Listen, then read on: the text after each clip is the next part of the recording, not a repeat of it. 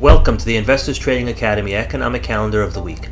Each week our news analysts review the upcoming economic events that you should be monitoring during the next week.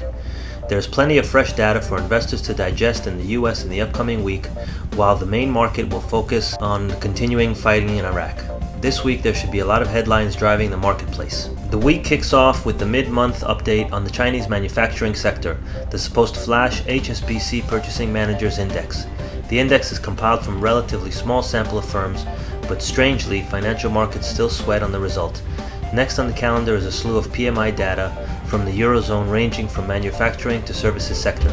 Also on Monday in the US is the release of data on existing home sales for the month of May. A 1.4% lift in sales is expected.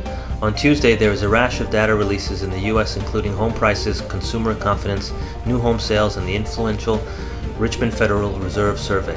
The regular weekly chain store sales figures are also issued on Tuesday. On Wednesday, revised US GDP data for the March quarter is released and may now show a bigger 1.6% annualized fall, due largely to harsh winter weather.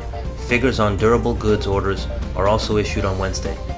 With crude oil prices trading near their 2014 high, the weekly inventory report will be of great interest.